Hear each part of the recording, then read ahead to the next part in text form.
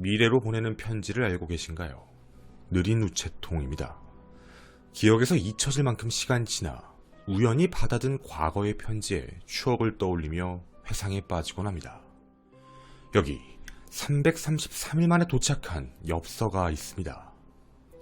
우린 그때 어떻게 지내고 있을지 궁금하다. 설마 헤어져서 나 혼자 2장을 받는 건 아닐까? 그때는 별일 없이 평범하게만 잘 살고 있었으면 좋겠다. 교제 2년차, 남자친구와 함께 관광지에 놀러와 미래에 대한 기대감을 남긴 여자친구의 편지였습니다. 같은 날, 남자친구 또한 333일 후 도착하는 이 편지를 썼습니다. 우린 지금 어떤 생활을 하고 있을까? 아직 살고 있다면 큰 재앙은 없었다는 거겠지. 지금쯤이면 아빠라고 해주고 있으려나. 앞으로도 변치 않고 사랑하고 행복하자. 우리 가족들 모두 건강하고. 2년간 만나 333일 후 더 행복해질 자신들의 모습을 기원하며 보낸 엽서. 두 사람은 2022년 3월 30일 공개 수배된 고 윤상엽님 계획살인 피의자 이은혜와 조연수입니다. 뻔뻔하다, 소름이 끼친다 라는 생각이 드실 겁니다. 계획적 보험살인의 정황을 알고 있는 2022년 현재 우리에게 자신들만의 행복을 꿈꾸는 이 글은 더더욱 큰 분노를 느끼게 했습니다. 그런데 문득 이런 생각도 들었습니다.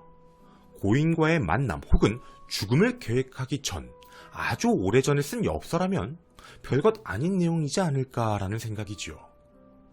하지만 이 엽서의 앞면, 발송지는 경북 예천, 날짜는 2021년 3월 17일이었습니다. 2021년 3월, 이날은 고인이 사망했던 2019년 6월 30일 이후이자 그것이 알고 싶다의 방송인 2020년 10월 이후이자 일산경찰서 송치 후 인천지검의 재수사가 시작되던 바로 그때였습니다.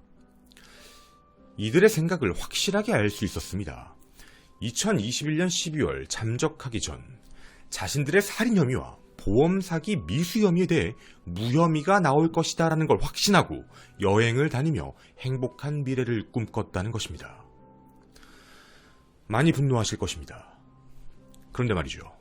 2021년 3월이라는 날짜는 저희에게 도착한 수많은 제보들과 퍼즐 조각이 맞춰지며 더 놀라운 그들의 생각을 전해주게 되었습니다. 우리들의 관심과 기억 그리고 용기가 만나 퍼즐은 조금씩 완성되었습니다. 그리고 그 마지막 퍼즐은 전혀 예상치 못한 곳에서 발견되었습니다. 얼마 전이었습니다. 2022년 4월 11일 도착한 제보. 그걸 보고 나서 이은혜가 이 집에 살았다는 것을 알게 된 거죠. 제보자는 4월 5일경 지인과 통화를 하던 도중 지인 소유의 인천의 한 빌라 세입자가 수도 미남 문제로 연락을 지속적으로 해봤지만 1월경부터 연락이 두절되었다라는 이야기를 듣게 됩니다.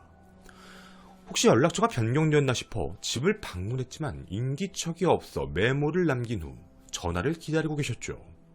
그런데 전화는 전혀 엉뚱한 곳에서 걸려옵니다. 바로 경찰과 검찰이었죠.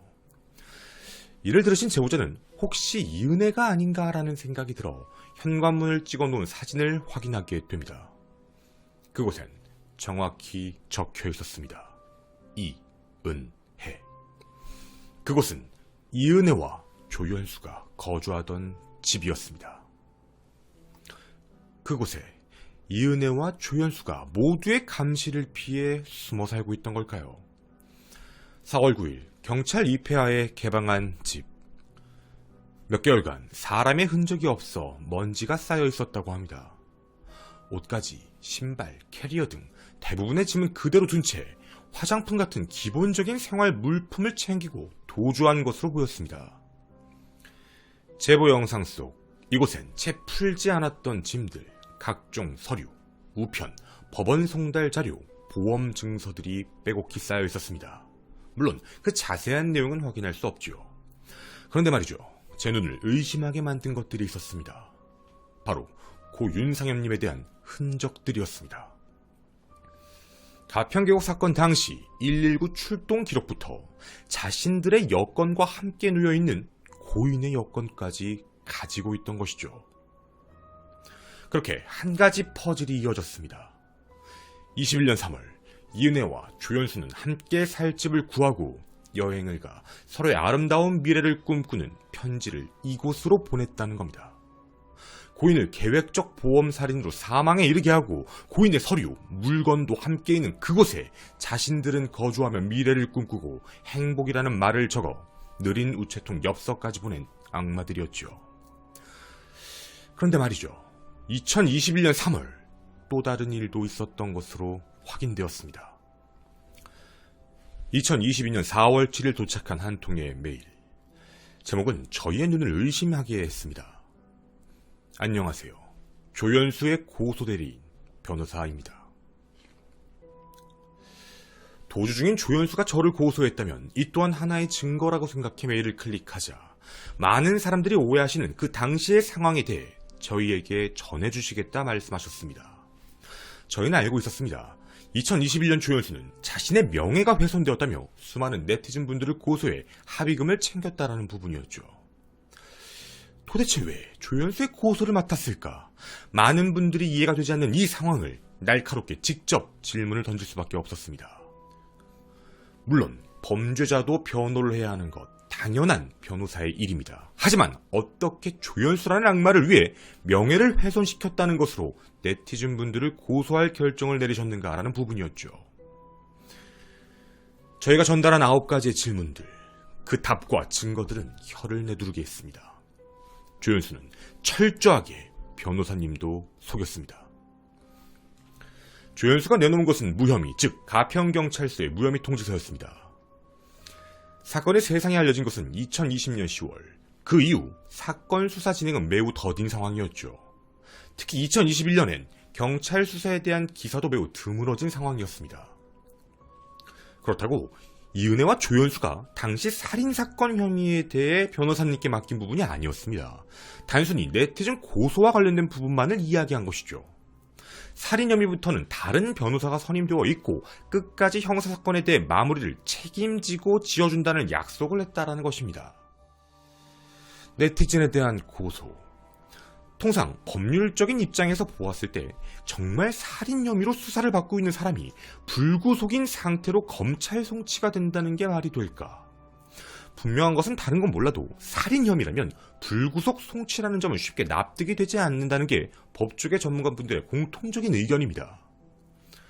해서 이 변호사분도 혹시 몰라 사건 수임을 바로 진행하지 않고 그것이 알고 싶다의 방송을 시청한 결과 그 방송 내용만으론 살인 혐의의 입증이 어려울 수도 있겠다라는 생각과 그리고 조연수의 특이한 한 가지 주장이 있었습니다. 다른 내용은 다 배제한 채 그 방송에 나왔던 내용이 조작되었다라는 부분이었죠. 한 가지, 방송에 나왔던 아수라라는 명함으로 사람들이 자신을 성매매 포주라고 이야기하며 명예훼손을 한다라는 겁니다. 그리고 이에 대한 증거를 제시합니다. 맞습니다. 사실 저희도 확인한 부분이었습니다. 아수라라는 명함은 조연수의 주장대로 8년 전쯤 프린트 무료 나눔을 하면서 그걸 받으셨던 분이 명함집을 하시기에 명함이라도 만들어 주고 싶다라고 하셔서 당시 직장에 대한 명함이 없다 보니 서든어택이라는 게임 닉네임 아수라라는 말을 넣었고 이름, 계좌번호, 핸드폰 번호를 넣은 것뿐이다 라는 부분입니다.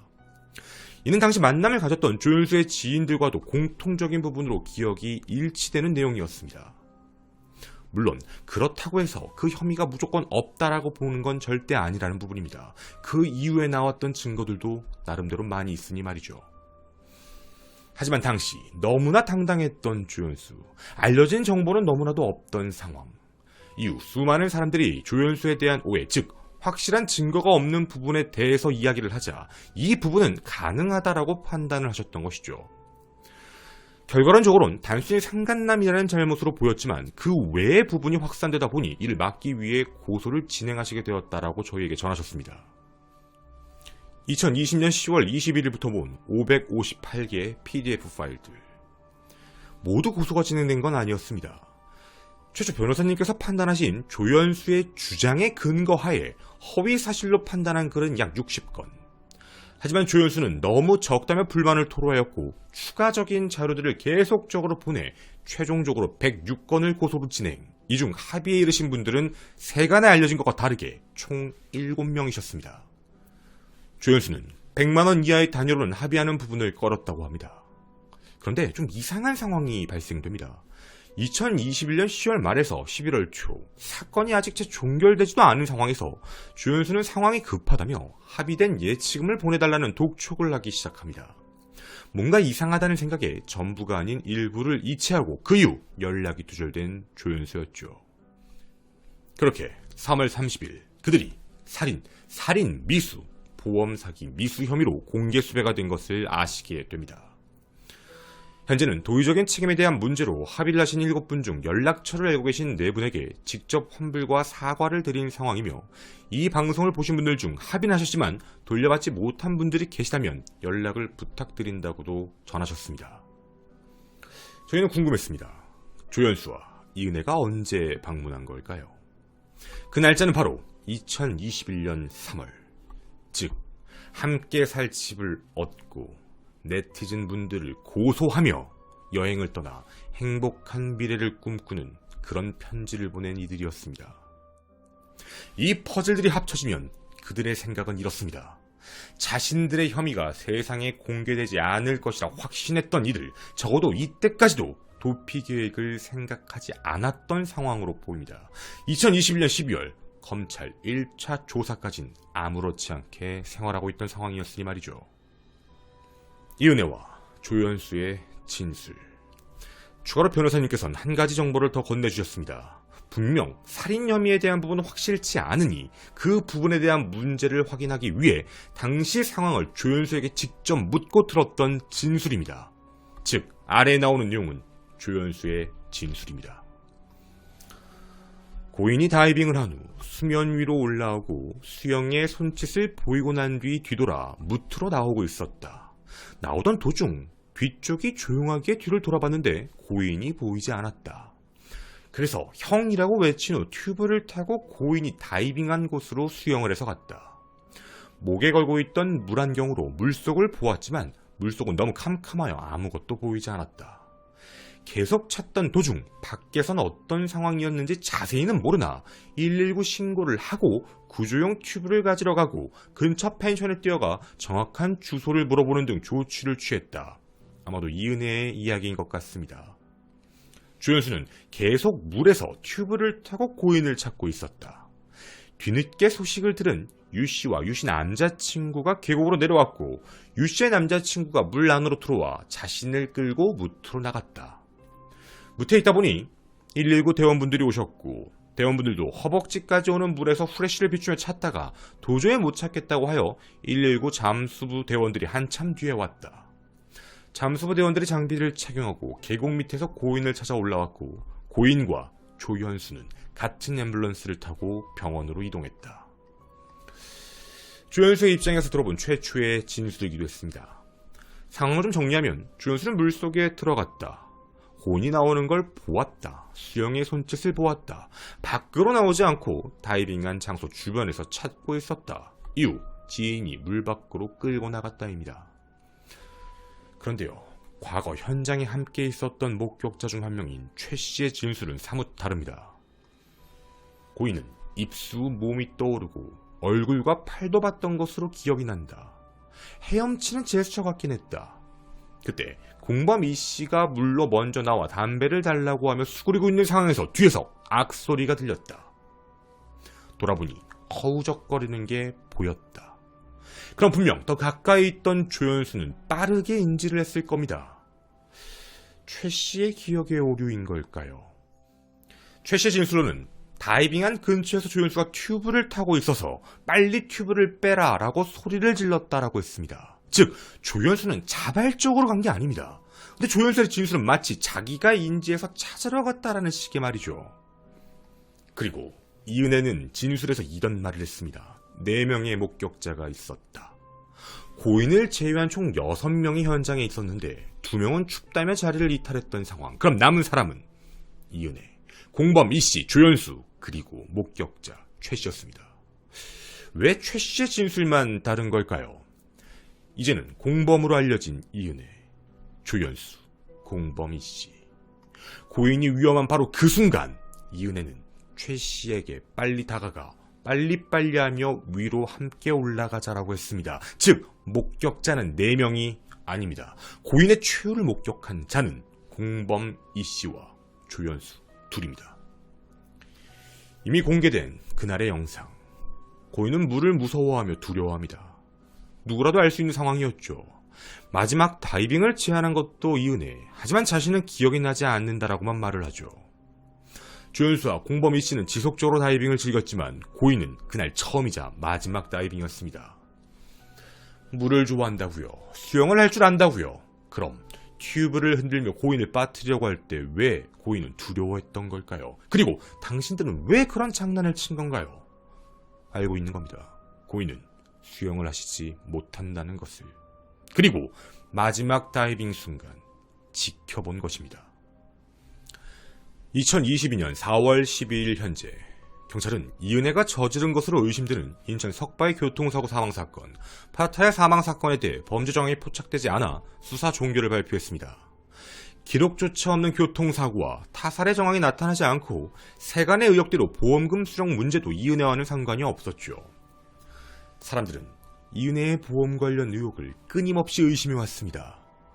저희는 제보를 이어가던 도중 놀라운 사진을 입수하게 되었습니다. 이 사진은 이은혜가 직접 제보자의 핸드폰으로 찍은 3장의 사진입니다. 바로 한 가족의 보험과 관련된 내용인데요. 종신보험, 정기보험과 관련되어 있는 책 내용입니다. 세간에 알려진 이은혜가 조직에 속해 보험살인을 과거부터 저질렀다라는 내용은 일부 사실과 다른 부분들이 많이 있었습니다.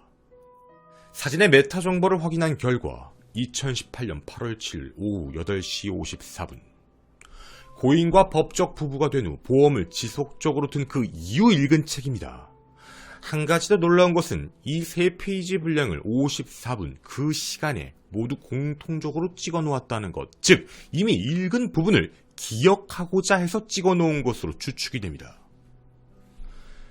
같은 생명보험이어도 평생 보장인 종신보험에서 약정을 걸어 기한을 두는 정기보험으로 변경할 경우 같은 보장의 보험료만 절반 이상으로 낮아진다는 내용. 이는 무엇을 의미하는 걸까요? 저희가 입수한 정보에 의하면 초기 경찰 수사 당시 정상적이지 않은 계약 변경건을 보험사는 의심했었다고 합니다. 이에 대해 이은혜는 고인과의 가정생활에 금전적 문제가 생겨 보험금을 낮추기 위한 것으로 어떤 부부든 할 수 있는 이름을 왜 의심하냐라는 입장이었죠. 사실 맞습니다. 그 누구든 할 수 있습니다. 정상적인 부부라면 말이죠. 하지만 이제는 이들의 보험살인 계획의 증거가 나타난 상황에서 이 이야기는 전혀 다른 상황을 전해주게 됩니다. 만약 이은혜가 보험을 변경한 그 날짜가 2018년 8월 7일 이후라면 분명 이 내용을 참고하고 자신들의 계획에서 고인이 살아갈 날은 종신이 아닌 정기보험이 적합하다 판단해 보험료를 낮췄을 가능성입니다. 물론 변경에 대한 내용은 검찰만이 알고 있습니다. 검찰 측에서도 이 영상을 보시는 것으로 알고 있습니다. 수사 자료에서 2018년 8월 7일 이후인지 확인을 부탁드립니다.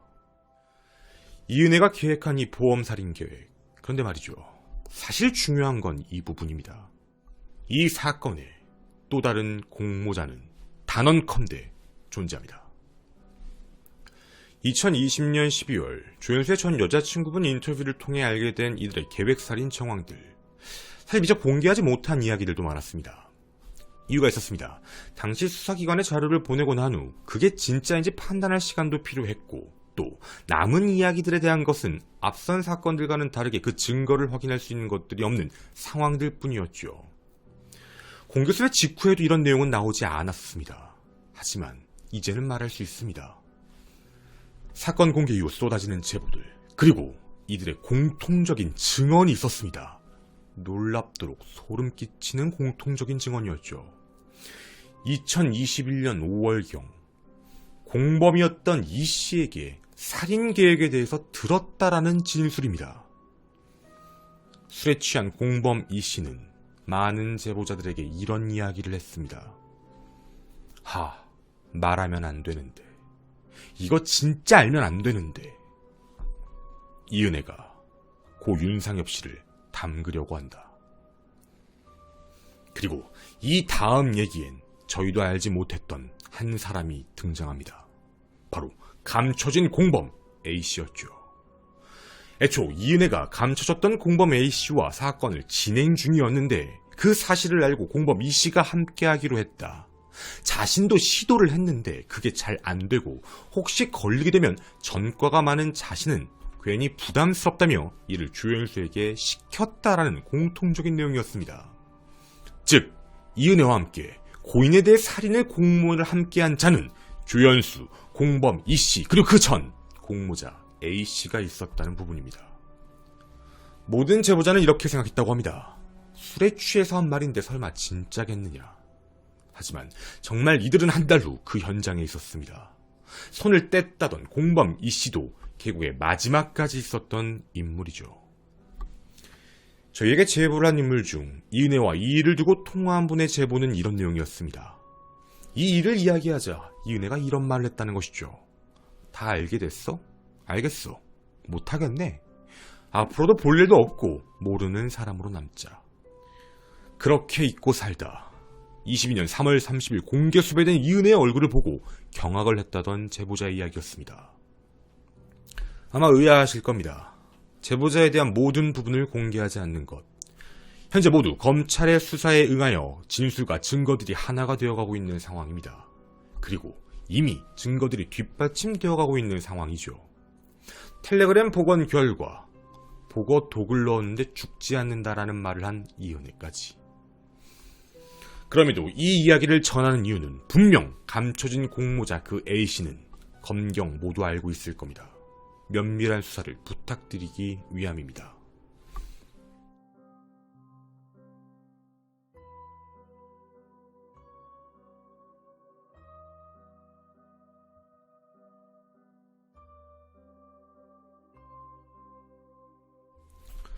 저희는 이전 영상에서 이런 말을 남겼습니다. 이은혜와 조연수가 이 영상을 보고 있을 수도 있다. 내가 얼마나 알고 있는 것 같느냐. 방송에선 모두 이야기할 수 없습니다. 하지만 수사 자료에 조금이라도 도움이 되고자 저희가 알고 있는 모든 내용들을 외장하드에 담아 검찰로 보냈습니다. 저희는 이 사건이 끝날 때까지 끝까지 지켜볼 것입니다.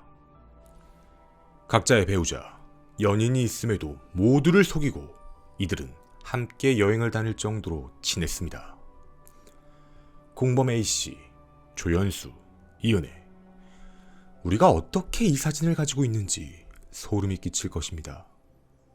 그럼 한 가지 말을 더 남기고 싶습니다. 이 영상을 보면 문득 기억나는 것들이 있을 텐데 당신들 빠져나갈 수 있을 것 같나요? 현수야 물 안 들어가? 현수야 물 안 들어가? 현수야 물 안 들어가? 현수야 물 이은혜와 조연수를 검거해야 합니다. 외부에선 몇 장의 사진만이 공개되었죠. 그들의 신체적 특징을 공개합니다. 이은혜는 외부 공개 사진에서 왼쪽 어깨 뒤에 용문신으로 알려져 있지만 사진이 좌우 반전으로 실제로는 오른쪽 어깨 뒤에 용문신, 등에 척추를 따라 한문 문신을 했으며 조연수는 오른쪽 허리에 호랑이 문신을 가지고 있습니다. 당신들은 고인과 함께 놀러간 것이 아닙니다. 언제든 자신들의 계획과 부합하는 상황이 올 때까지 고인을 이용하기 위해 데려간 것입니다. 그리곤 내연남이라는 말로 자신들의 행위를 정당화하려 했습니다. 고인 사망 3개월 전 양양 보거독 사건을 일으키고 한 달 후 이은혜, 조연수, 공범 A는 이런 글을 썼습니다. 당신들은 사람이 아닙니다. 일단 가장 많이 저희가 언급을 좀 피했는데 이 부분에 대해서는 이은혜가 말한 부분이 있는 것으로 확인이 됐기 때문에 저희가 말씀을 드리는 게 좋을 것 같다라고 판단을 해서 말씀을 드립니다. 그 이은혜와 고인께서 어떻게 만난 거냐에 대한 그 만남의 과정에 대해서 많은 분들이 좀 뭐 이상한 데서 만난 거 아니냐라는 그런 의문을 많이 던지시는 분들인데, 아마 이은혜가 과거에 했던 일 때문에 그렇게 생각하시는 분들이 많으실 것 같아요. 근데 정확하게 말씀을 드리면 그 만났을 때 상황을 이제 설명을 드릴게요. 그때 당시에 이은혜가 직접 한 말이니, 고인과 이은혜가 어떻게 만나냐면, 당시 이은혜가 일을 했던 곳은 뭐 생각하시는 막 그런 이상한 뭐 술집 이런 데가 아니고요. 그 우리 뭐 길을 가다 보면 이런 어디든 있는 그 모던 바라고 하죠. 그냥 이렇게 조용한 데서 이렇게 술을 마시고 뭐 양주를 마시고 뭐 이런 그 모던 바의 직원이었다고 해요, 이은혜가. 근데 이은혜가 당시에 이제 손님들을 관리한다고 다 똑같은 머플러를 돌렸는데, 이제 손님들에게 그 머플러를 받았던 분 중에 한 분이 고인이세요. 그러니까 고인분이 이제 지인분들과 함께 들렸던 곳이었고, 그때 당시에 한 이은혜가 3-4명 정도를 관리하게 되었다라는 얘기를 했다고 해요. 그 중에 한 명이 이제 고인이셨던 것 같고, 그렇게 만남이 시작됐다라고 보여집니다. 예, 근데 네, 이 정도로 얘기를 드리는 게 맞을 것 같고요.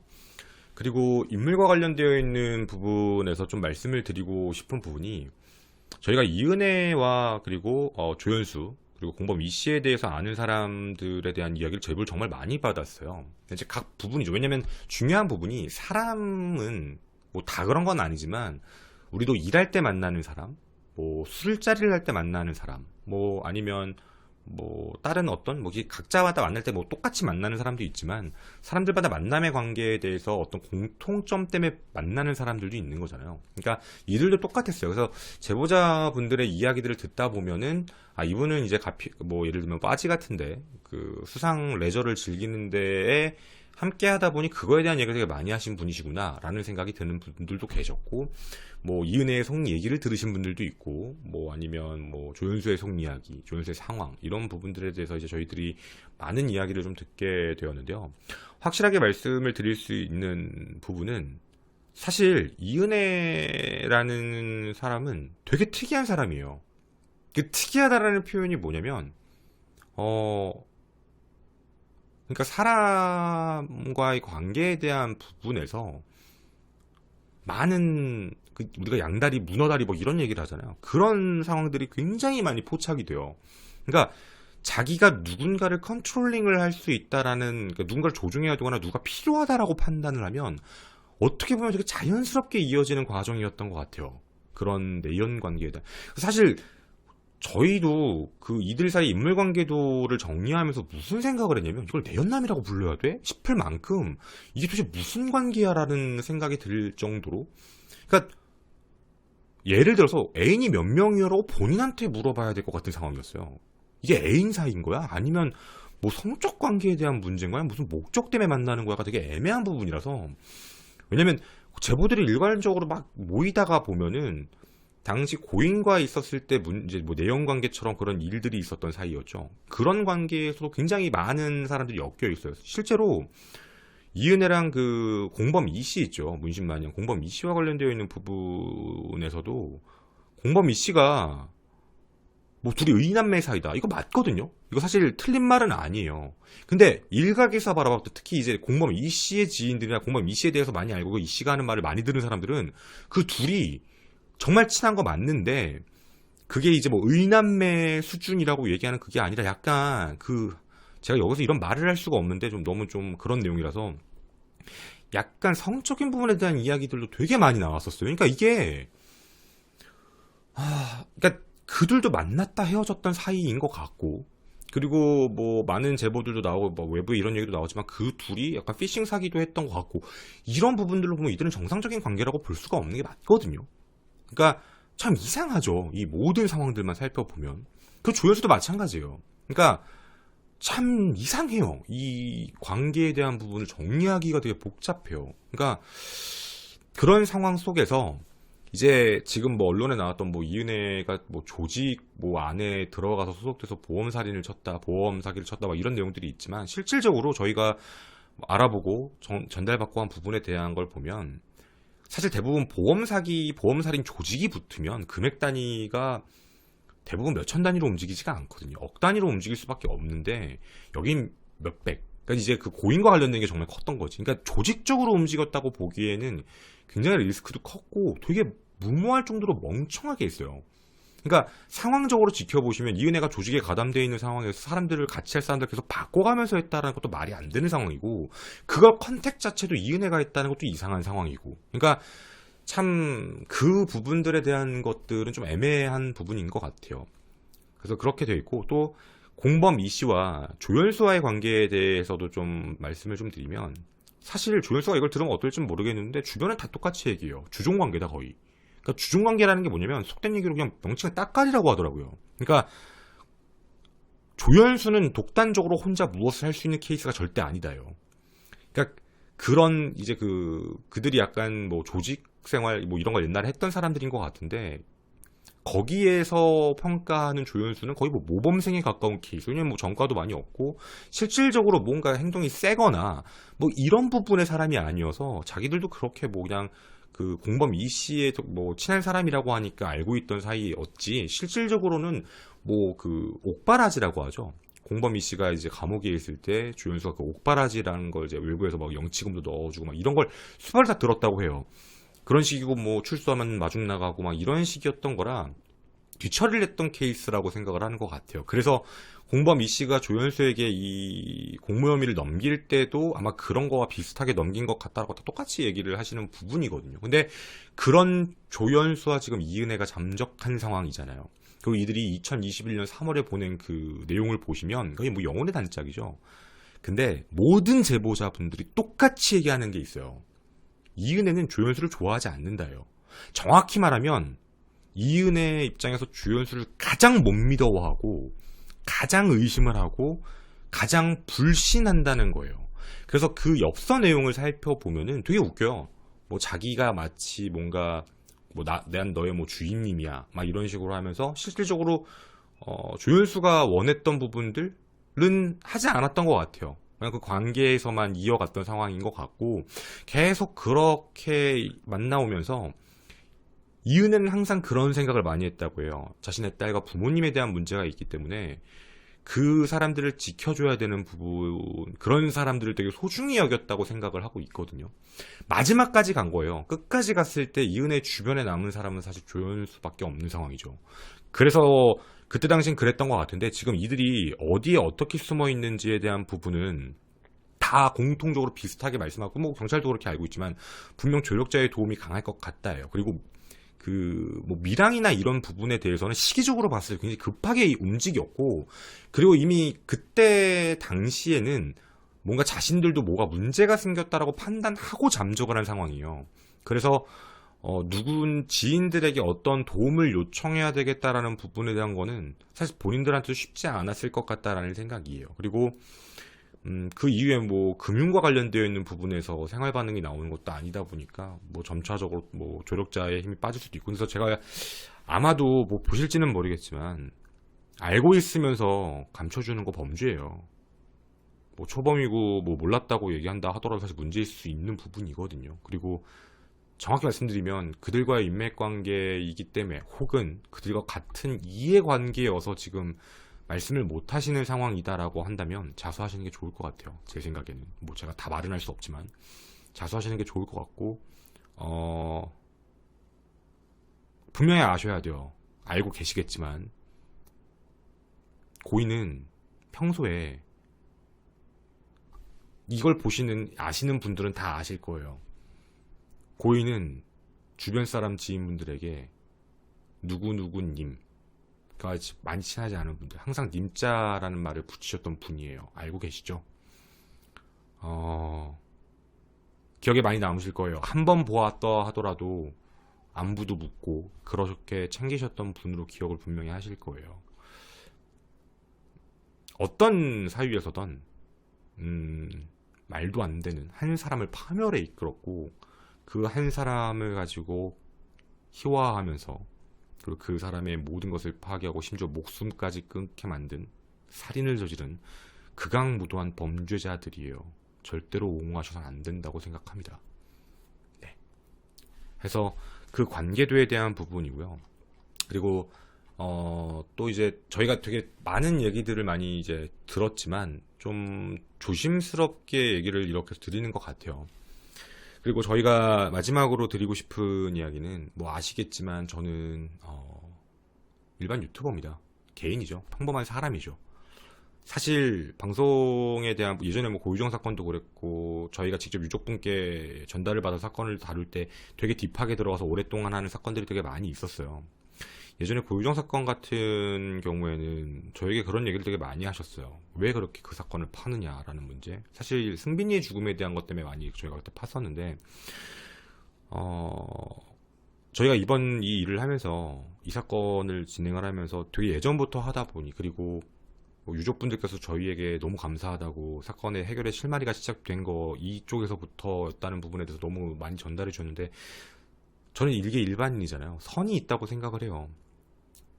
누군가는 뭐 물 들어왔을 때 노져야 되니까 막 이런 걸로 계속 뭐 터트리고 방송을 하는 게 어떠냐라고도 얘기하시는 분들도 계실 텐데 제가 할 수 있는 선은 다 한 것 같아요. 왜냐면 지금 이 정도까지 했으면 다는 말 안 했으면 저 보내기만 하면 되는 거니까 할 수 있는 선은 다 했고 이제는 검거하고 재판대에 세우는 일만 남은 것 같아요. 그리고 저는 원래 사건, 미스터리, 뭐 해외에 기기한 일들 이런 걸 전하는 그냥 평범한 일개 개인 유튜버지 제가 뭐 시사 탐사보도 그런 뭐 방송국 프로그램도 아니고 저는 제 자리를 지켜가는 게 맞다라는 생각입니다. 그래서 이 이후에 뭐 왜 더 안 해? 라고 하실 수도 있을지 모르겠지만 할 거예요. 끊임없이 저희는 확인하고 내용이 들어오면 전달하고 할 거지 방송으로 사실 찍을 생각은 없고요.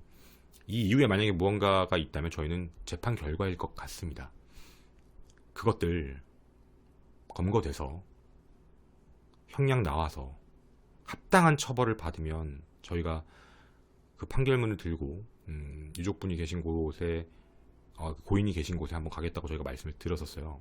한 번도 뵌 적은 없지만 일개 개인으로서 여러분이 이 자리에 김원TV라는 채널을 만들어 주셨고 거기에 대표로 제가 지금 움직이고 있는 상황인 건데 저희가 할 수 있는 선은 다 한 거라고 생각을 하고요.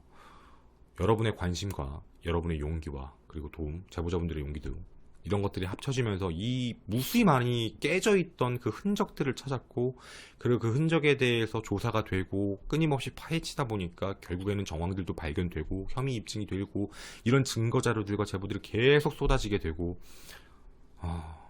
사실 정말로 여러분들께도 감사드립니다. 그래서 그런 생각도 했어요. 우리의 기억이나 우리의 관심에서 멀어져서 묻혔던 사건들도 있지 않을까라는 생각도 조심스럽게 했고 저도 제자리에서 최선을 다해서 앞으로 방송을 해 나갈 것이고 여러분들께서도 많이 힘들지만 많은 준비된 피해자, 준비된 유족은 없다고 합니다. 많은 관심 부탁드리고 함께 해주셨으면 좋겠습니다. 네, 그럼 저는 이만 다음 영상에서 뵙는 걸로 하도록 하겠습니다. 감사합니다.